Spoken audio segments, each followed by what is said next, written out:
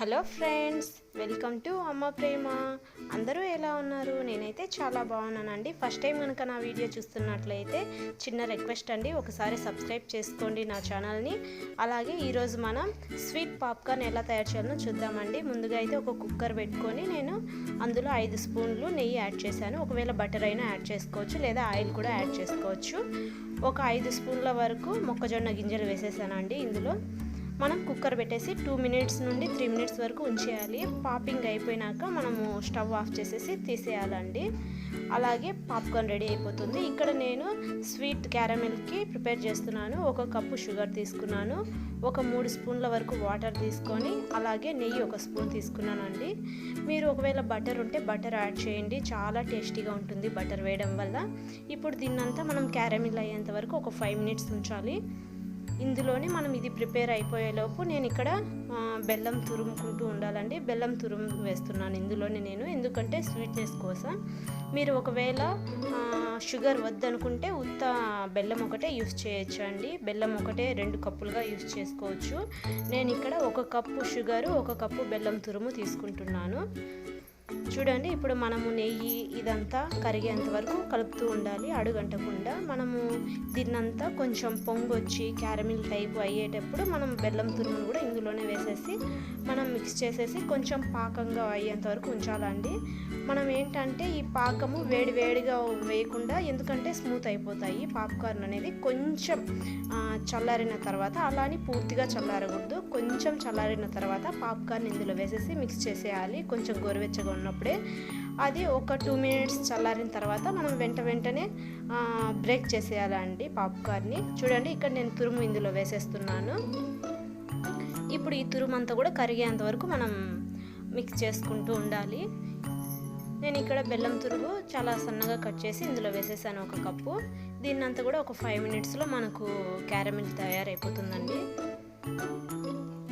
ఇది స్వీట్నెస్ కోసం నేను వేస్తున్నాను. ఒకవేళ మీరు షుగర్ వద్దనుకుంటే కనుక బెల్లం తురుము ఒకటే వేసుకోవచ్చు, ఇబ్బంది ఏమి ఉండదు. చూడండి, పొంగు వచ్చింది. ఇంకా 2 మినిట్స్లో మనకి ఇది ప్రిపేర్ అయిపోతుంది.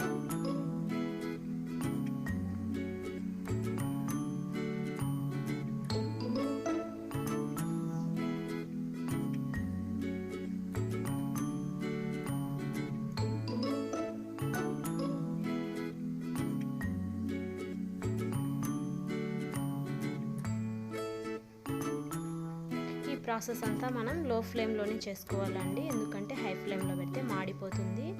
మనం ఇది పాప్కార్న్ కూడా లో ఫ్లేమ్లోనే చేసుకోవాలండి, అప్పుడే మనకు బాగా అవుతుంది.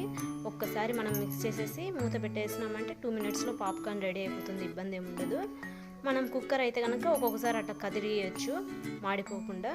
చూడండి, క్యారమిల్ ప్రిపేర్ అయిపోయింది నాకు. ఇప్పుడు మనం దీన్ని చెక్ చేసుకొని పూర్తిగా అయింటే కనుక స్టవ్ ఆఫ్ చేసుకుందామండి.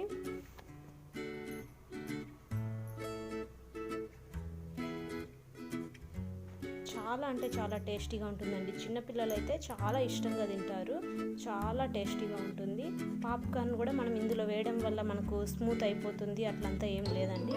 చాలా క్రిస్పీగా ఉంటుంది పాప్కార్న్ కూడా. చూడండి, ఇప్పుడు స్టవ్ ఆఫ్ చేసేసాను. కొంచెం కూల్ అయినాక మనం పాప్కార్న్ కూడా ఇందులోనే వేసేద్దాం. ఇప్పుడు పాప్కార్న్ వేసేసి దీన్నంతా ఒక్కసారి మిక్స్ చేసేయాలి. మిక్స్ చేసేసి 2 మినిట్స్ వదిలేయాలండి, అప్పుడే మనకు, లేదంటే మనకు జిగురుగా అయిపోతుంది. 2 మినిట్స్ వదిలేసిన తర్వాత మనం దీన్నంతటిని పాప్కార్న్ని ఈజీగా బ్రేక్ చేసేయచ్చు అండి. బాగా విరిగిపోతాయి పాప్కార్న్ అంతా, క్రంచీగా క్రిస్పీగా ఉంటాయి. చూడండి, ఇక్కడ చూపిస్తున్నట్లుగా చాలా సాఫ్ట్గా అయితే ఏముండవు, బాగా క్రంచీగానే ఉంటాయి, క్రిస్పీగా ఉంటాయి. తినేటప్పుడు కూడా చాలా టేస్టీగా ఉంటాయండి.